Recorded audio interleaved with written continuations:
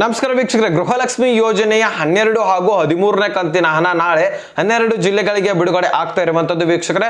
So ಹಾಗಾದ್ರೆ ಈ ಒಂದು 12 ಜಿಲ್ಲೆಗಳನ್ನ ನೀವು ತಿಳ್ಕೊಳ್ಳೇಬೇಕು. ಯಾಕಂದ್ರೆ ಆ ಒಂದು 12 ಜಿಲ್ಲೆಗಳಲ್ಲಿ ನಿಮ್ಮ ಜಿಲ್ಲೆನೂ ಕೂಡ ಆಗಿರಬಹುದು, ನಿಮ್ಮ ಖಾತೆಗೂ ಕೂಡ ಹಣ ಜಮಾ ಆಗುವಂತಹ ಚಾನ್ಸಸ್ ಇರುತ್ತೆ. ಸೊ ಆದ್ರೆ ನಾನು ಮೊದಲೇ ಹೇಳ್ಬಿಡ್ತೀನಿ ಕಣ್ರಿ, ನೀವು ಸಿಟ್ ಆಗ್ಲಿಕ್ಕೆ ಹೋಗ್ಬೇಡಿ. ಸೊ ಇಲ್ಲಿ ಕೇಳಿ, ಇಲ್ಲಿ ಬರೀ 5ರಿಂದ ಅಥವಾ 7% ಮಾತ್ರ ಫಲಾನುಭವಿಗಳಿಗೆ ದಿನಕ್ಕೆ ಜಮಾ ಆಗ್ತಾ ಇರುವಂತದ್ದು. ಸೊ ಅದು ಯಾವ ರೀತಿಯಾಗಿ ಜಮಾ ಆಗ್ತಾ ಇದೆ ಅಂದ್ರೆ, 11ನೇ ಕಂತಿನ ಹಣ ಏನ್ ಜಮಾ ಮಾಡಿದಾರಲ್ಲ, ಸೊ ಅಲ್ಲಿ ಉಳಿದಿರುವಂತಹ ಫಂಡ್ ಅಮೌಂಟ್ ಏನು ಉಳಿದಿದೆ ಅಲ್ಲ, ಅಂದ್ರೆ ಹೆಚ್ಚಾಗಿ ರಿಲೀಸ್ ಮಾಡಿತ್ತು. ಯಾಕಂದ್ರೆ ಡಿಲೇ ಮಾಡಿ ನಿಮಗೆ ಮಧ್ಯದಲ್ಲಿ ಅಮೌಂಟ್ ಹಾಕಲ್ದೆ ಬಹಳಷ್ಟು ದಿನ ಆಗಿತ್ತಲ್ವಾ. ಸೊ ಅದಕ್ಕೋಸ್ಕರ ಹೆಚ್ಚಿನ ಪ್ರಮಾಣದಲ್ಲಿ ಅಮೌಂಟ್ ಅನ್ನ ರಿಲೀಸ್ ಮಾಡಿತ್ತು. ಅದರಲ್ಲಿ ಸಾಕಷ್ಟು ಫಲಾನುಭವಿಗಳನ್ನ ಗೃಹಲಕ್ಷ್ಮಿ ಯೋಜನೆಯಿಂದ ತೆಗೆದುಹಾಕಲಾಗಿದೆ. ಸೊ ಅವರ ಅಮೌಂಟ್ ಕೊಡಬೇಕಾಗಿತ್ತಲ್ವಾ, ಅದು ಕೂಡ ಉಳಿದಿದೆ. ಸೊ ಅಂತಹ ಅಮೌಂಟ್ ಅನ್ನ, ಪ್ಯಾಕೇಜ್ ಅನ್ನ ಈಗ 12ನೇ ಕಂತಿನ ಹಣದ ಫಲಾನುಭವಿಗಳಿಗೆ ಕೊಡ್ತಾ ಇರುವಂತದ್ದು. ಸೊ ಕ್ಲಿಯರ್ ಆಗಿ ಅರ್ಥ ಮಾಡ್ಕೊಳ್ಳಿ. ಈಗ ಇನ್ನು 12ನೇ ಕಂತಿನ ಹಣದ ಫಂಡ್ ರಿಲೀಸ್ ಆಗಿಲ್ಲ, ಆದ್ರೆ 11ನೇ ಕಂತಿನಲ್ಲಿ ಉಳಿದಿರುವಂತಹ ಅಮೌಂಟ್ ಅನ್ನ ನಿಮಗೆ ಕೊಡ್ತಾ ಇರುವಂತದ್ದು. ಸೊ ಹಾಗಾದ್ರೆ ಎಲ್ಲರಿಗೂ ಕೂಡ ಇದು ಸಿಗಲ್ಲ, ಇದು ಕೆಲವೊಂದಿಷ್ಟು ಫಲಾನುಭವಿಗಳಿಗೆ ಮಾತ್ರ ಸಿಗ್ತಾ ಇದೆ. ಸೊ ಅದು ಯಾರಿಗೆ ಸಿಗತ್ತೆ ಅನ್ನೋದೇ ಲಕ್ಕು. ಸೊ ಓಕೆನಾ. ಸೊ ಒಂದು 12 ಜಿಲ್ಲೆಗಳು ಯಾವುವು, ಆ ಒಂದು 12 ಜಿಲ್ಲೆಗಳಲ್ಲಿನೇ ಯಾವ್ಯಾವ ಫಲಾನುಭವಿಗಳಿಗೆ ಸಿಗುತ್ತೆ ಅನ್ನುವಂಥದ್ದು. ಸೊ ನೋಡೋಣ, ಕಂಪ್ಲೀಟ್ ಆಗಿ ವಿಡಿಯೋನ ನೋಡಿ. ಇಲ್ಲಿ ಲೇಟೆಸ್ಟ್ ಆಗಿ ಅಪ್ಡೇಟ್ ಅನ್ನ ಲಕ್ಷ್ಮಿ ಹೆಬ್ಬಾಳ್ಕರ್ ಅವರು ಏನ್ ಕೊಟ್ಟಿದ್ದಾರೆ ಅನ್ನುವಂಥದ್ದನ್ನು ಕೂಡ ನಾನು ತಿಳಿಸ್ಕೊಡ್ತೀನಿ. ಸೊ ವಿಡಿಯೋ ಕೊನೆವರೆಗೂ ನೋಡ್ಲಿಕ್ಕೆ ಟ್ರೈ ಮಾಡಿ, ಓಕೆನಾ. ಸೊ ಎಲ್ಲರೂ ಕೂಡ ನೋಡ್ಲಿಕ್ಕೆ ಆಗಲ್ಲ, ಎಲ್ಲರೂ ಕೂಡ ನೋಡಲ್ಲ, ಬೇಸರ ಕೂಡ ಬರ್ಬೋದು. ಸೊ ಆದಷ್ಟು ನೋಡ್ಲಿಕ್ಕೆ ಟ್ರೈ ಮಾಡಿ, ವಿಡಿಯೋನ ಮಧ್ಯೆ ಸ್ಕಿಪ್ ಮಾಡಬೇಡಿ. ಚಾನಲ್ಗೆ ಸಬ್ಸ್ಕ್ರೈಬ್ ಮಾಡಿಲ್ಲ ಅಂದ್ರೆ ದಯವಿಟ್ಟು ನಮ್ಮ ಶ್ರಮಕ್ಕೆ ಸೊ 1 ಲಕ್ಷ ಅಂತ ಕಂಪ್ಲೀಟ್ ಮಾಡಿದ್ರೆ, ಸೊ ಟಾರ್ಗೆಟ್ 2 ಲಕ್ಷ ಇದೆ. ಸೊ ನೆಕ್ಸ್ಟ್ ಮುಂದೆ ಹೋಗ್ತಾನೆ ಇರುತ್ತೆ. ಸಕ್ಸಸ್ ಇಸ್ ಎ ಜರ್ನಿ ಆಗಿರಬೇಕು. ಸೊ ಅಲ್ಲೇನೆ ಸ್ಟಾಪ್ ಆಗ್ಬಾರ್ದು, ಸಕ್ಸಸ್ ಜರ್ನಿ ಆಗಿರಬೇಕು. ಸೊ ಜೀವನ ಪರ್ಯಂತ ಸಕ್ಸಸ್ ಕಾಂತಾನೆ ಇರಬೇಕು. ಸೊ ನೋಡೋಣ, ಕಂಪ್ಲೀಟ್ ಆಗಿ ನೋಡ್ತಾ ಹೋಗೋಣ. ಈಗ ಕಂಪ್ಲೀಟ್ ಆಗಿ ತಿಳಿಸ್ಕೊಡ್ತೀನಿ. ಚಾನಲ್ಗೆ ಸಬ್ಸ್ಕ್ರೈಬ್ ಮಾಡಿಲ್ಲ ಅಂದ್ರೆ ದಯವಿಟ್ಟು ಬೇಗನೆ ಸಬ್ಸ್ಕ್ರೈಬ್ ಮಾಡ್ಕೊಳ್ಳಿ, ವಿಡಿಯೋಕ್ಕೆ ಒಂದು ಲೈಕ್ ಕೊಡಿ. ಸೊ ಹಾಗೆ ವಿಡಿಯೋನ ಕಂಟಿನ್ಯೂ ಮಾಡೋಣ, ಈಗ ಭಾಳ ಲೇಟ್ ಮಾಡೋದು ಬೇಡ. ಸೊ ಈಗ ನೋಡಿ ವೀಕ್ಷಕರೇ, ಒಂದು 12 ಜಿಲ್ಲೆಗಳಿಗೆ ಬಿಡುಗಡೆ ಅಂತೂ ಆಗ್ತಾ ಇದೆ. ಹಾಗಾದ್ರೆ ಲೇಟೆಸ್ಟ್ ಆಗಿ ಒಂದು ಲಕ್ಷ್ಮಿ ಹೆಬ್ಬಾಳ್ಕರ್ ಅವರು ಏನ್ ಅಪ್ಡೇಟ್ ಕೊಟ್ಟಿದ್ದಾರೆ ಅನ್ನುವಂಥದ್ದನ್ನ ನಮಗೆ ತಿಳಿಸ್ಕೊಡ್ತೀನಿ. ಸೊ ಇಲ್ಲಿ ಅಂತೂ ಕ್ಲಿಯರಿಟಿ 100% ಸಿಗುತ್ತೆ ನಿಮಗೆ. ಇಲ್ಲಿ ನೋಡಿ, ಮಹಿಳಾ ಮತ್ತು ಮಕ್ಕಳ ಕಲ್ಯಾಣ ಇಲಾಖೆಯ ಸಚಿವೆ ಆದಂತಹ ಲಕ್ಷ್ಮಿ ಹೆಬ್ಬಾಳ್ಕರ್ ಅವರು ಈಗ ಒಂದು ವಾರದ ಹಿಂದ್ಗಡೆ ಏನ್ ಮಾತನಾಡಿದ್ರು ಅಂದ್ರೆ, ಈಗಾಗಲೇ ನಾನು CM ಅವ್ರ ಹತ್ರ ಮಾತನಾಡಿದ್ದೀನಿ ಅಂತ ಹೇಳಿದ್ದಾರೆ. ಯಾರು ಈಗ ಮಾಧ್ಯಮದವರು ಕ್ವಶನ್ ಕೇಳಿದಾಗ, ಈಗ 12ನೇ ಕಂತಿನ ಈಗಾಗಲೇ ರಿಲೀಸ್ ಮಾಡ್ಬೋದಿತ್ತು ನೀವು. ಈ ಒಂದು ಗಣಪತಿ ಹಬ್ಬಕ್ಕೆ ಎಲ್ಲರಿಗೂ ಕೂಡ 4,000 ಅಮೌಂಟ್ ಕೊಡಬೇಕಾಗಿದೆ ನೀವು. 12ನೇ ಕಂತಿನ ಹಣ ಹಾಗೂ 13ನೇ ಕಂತಿನ ಹಣ ಈಗ ಆಲ್ರೆಡಿ ಬರಬೇಕಾಗಿತ್ತು ನಮಗೆ ಅಂತ ನೀವು ಕೇಳ್ತಾ ಇದ್ರು ಮಾಧ್ಯಮದವರು. ಸೊ ಅವಾಗ ಇಲ್ಲಿ ಲಕ್ಷ್ಮಿ ಹೆಬ್ಬಾಳ್ಕರ್ ಅವರು ಈಗಾಗಲೇ ನಾನು CM ಅವ್ರ ಹತ್ರ ಮಾತನಾಡಿದ್ದೀನಿ, ಸೊ ಇದ್ರ ಬಗ್ಗೆ ನಾನು ಕೇಳಿದ್ದೀನಿ, ಈಗ ಅಮೌಂಟ್ ಬಿಡುಗಡೆ ಮಾಡ್ತವೆ, 2 ಕಂತಿನ ಹಣ ಒಟ್ಟಿಗೆ 4,000 ಬಿಡುಗಡೆ ಮಾಡ್ತೀವಿ, ಒಟ್ಟಿಗೆನೆ ಬಿಡುಗಡೆ ಮಾಡ್ತೀವಿ ಅಂತ ಹೇಳಿದ್ರು. ಆದ್ರೆ ಈಗ ಮೊನ್ನೆ ಈ ಒಂದು ಮಾಧ್ಯಮದವರು ಈಗಾಗಲೇ ಬಿಡುಗಡೆ ಮಾಡ್ತೀನಿ ಅಂತ ಹೇಳಿದ್ರಿ, ಈಗಾಗಲೇ ಬಿಡುಗಡೆ ಮಾಡಬೇಕಾಗಿತ್ತು, ಎಲ್ಲರ ಖಾತೆಗೆ ಆಲ್ಮೋಸ್ಟ್ ಅಮೌಂಟ್ ಹೋಗಬೇಕಾಗಿತ್ತು. ಸೊ ಇದುವರೆಗೂ ಕೂಡ ಅಮೌಂಟ್ ರಿಲೀಸ್ ಮಾಡಿಲ್ಲ, ಯಾಕೆ ಅಂತ ಕ್ವಶನ್ ಮಾರ್ಕ್ ಇಟ್ರು. ಸೊ ಅವಾಗ ಲಕ್ಷ್ಮಿ ಹೆಬ್ಬಾಳ್ಕರ್ ಅವರು ಏನ್ ಸ್ಪಷ್ಟನೆ ಕೊಟ್ರು ಕರೆಕ್ಟ್ ಆಗಿ ಕೇಳಿಸ್ಕೊಳ್ಳಿ. ಇಲ್ಲಿ ನೋಡಿ, ಈಗಾಗಲೇ ನಾನು CM ಅವ್ರ ಹತ್ರ ಮಾತನಾಡಿದ್ದೀನಿ. ಸೊ ಮಾತನಾಡ್ಬಿಟ್ಟು ಈಗಾಗಲೇ ಹಣಕಾಸು ಇಲಾಖೆಗೆ ಅಮೌಂಟ್ ರಿಲೀಸ್ ಮಾಡೋದು ಬಾಕಿ ಇದೆ. CM ಅವರು ಅವರಿಗೆ ಏನಾದ್ರೂ ಒಂದು ಮಾಹಿತಿಯನ್ನ ಹೇಳಿದ್ರೆ ಸಾಕು, ಅಂದ್ರೆ ರಿಲೀಸ್ ಮಾಡ್ಲಿಕ್ಕೆ ಒಂದು ಅನೌನ್ಸ್ ಮಾಡಬೇಕಾಗತ್ತೆ. ಸೊ ಹಣಕಾಸು ಇಲಾಖೆ ಇಂತಿಷ್ಟು ಅಂತ ನಮಗೆ ಈ ಒಂದು 12 ಹಾಗೂ 13ನೇ ಕಂತಿನ ಹಣ ಬಿಡ್ಲಿಕ್ಕೆ ಅಟ್ಲೀಸ್ಟ್ ನಾವು 12ನೇ ಕಂತಿನ ಹಣ ಆದ್ರೂ ಬಿಡಬೇಕಾಗಿದೆ. ಸೊ ಈಗ ಹಣಕಾಸು ಇಲಾಖೆ ಫಂಡ್ ರಿಲೀಸ್ ಮಾಡಿದ್ರೆ ಮಹಿಳಾ ಮತ್ತು ಮಕ್ಕಳ ಕಲ್ಯಾಣ ಇಲಾಖೆಗೆ, ಸೊ ನಾವು ಅಲ್ಲಿಂದ ಏನ್ ಮಾಡ್ತೀವಿ, DBTಗೆ ಪುಷ್ ಮಾಡ್ತೀವಿ. ಸೊ ಟ್ರೆಜರಿಗೆ ಪುಷ್ ಮಾಡಿದ್ರೆ ಅಲ್ಲಿಂದ ಬ್ಯಾಂಕ್ಗಳು ಅಪ್ಡೇಟ್ ಮಾಡ್ಕೊಂಡು ಸೊ ಈಗ ಜನರ ಖಾತೆಗೆ ಬರ್ತಾ ಇರತ್ತೆ ಅಂತ ಒಂದು ಸ್ಪಷ್ಟನೆ ಕೊಟ್ರು. ಆದ್ರೆ ಇಲ್ಲಿ ಫಾಲ್ಟ್ ಆಗಿರುವಂತದ್ದು, CM ಅವರು ಹೋಗಿ ಹಣಕಾಸು ಇಲಾಖೆ ಅವ್ರ ಹತ್ರ ಮಾತನಾಡಿ ಅಲ್ಲಿಂದ ಫಂಡ್ ಅನ್ನ ರಿಲೀಸ್ ಮಾಡಬೇಕು. ಹಾಗಾದ್ರೆ ಇಲ್ಲಿ ನಿಮ್ಮ ತಲೆಯಲ್ಲಿ ಸಹಜವಾಗಿ ಕ್ವಶನ್ ಉಂಟಾಗಬಹುದು, ನಮ್ಮ ಸರ್ಕಾರದ ಬಳಿ ಹಣ ಇಲ್ವಾ ಅಂತ ನೀವು ಕ್ವಶನ್ ಸಹಜವಾಗಿ ಉಂಟಾಗಬಹುದು. ಸೊ ಅದು ಹಣ ಇದೆವೋ ಇಲ್ವೋ ಅನ್ನುವಂಥದ್ದು ನಮಗಂತೂ ಗೊತ್ತಿಲ್ಲ. ಸೊ ಅದಂತೂ ನಾವು ಹೇಳಿಕ್ಕೂ ಬರಲ್ಲ, ಗೊತ್ತೂ ಇಲ್ಲ.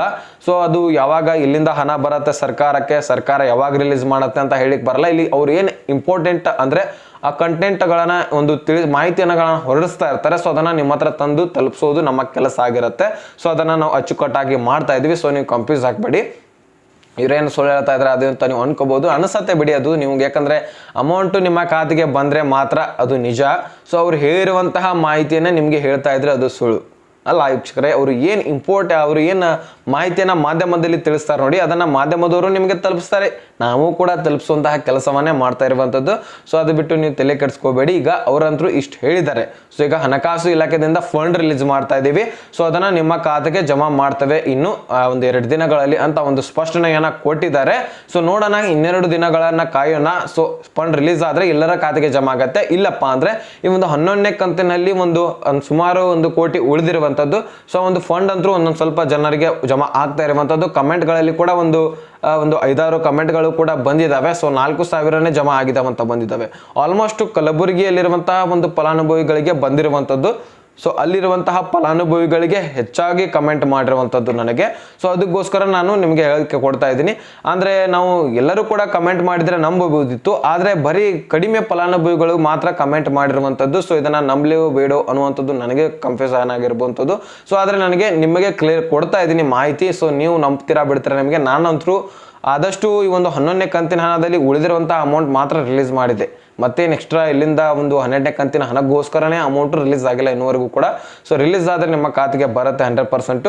ಸೊ ಅದರ ಉಳಿದಿರುವಂತಹ ಒಂದು ಅಮೌಂಟು ನಿಮ್ಮೆಲ್ಲರ ಖಾತೆಗೆ ಜಿಲ್ಲಾ ವೈಸು ಹಂತವಾಗಿ ಜಮಾ ಆಗ್ತಾ ಇದೆ.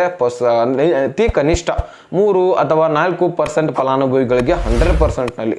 ಸೊ ಅಷ್ಟು ಫಲಾನುಭವಿಗಳಿಗೆ ಜಮಾ ಆಗುತ್ತೆ. ಸೊ ಹಾಗಾದ್ರೆ ಈ ಒಂದು ಜಿಲ್ಲೆಗಳನ್ನ ನಾನು ನಿಮಗೆ ತಿಳಿಸ್ಬಿಡ್ತೀನಿ. ಸೊ ನೋಡ್ತಾ ಹೋಗಿ ಯಾವ ಜಿಲ್ಲೆಗಳಿದಾವೆ ಅನ್ನೋದನ್ನ.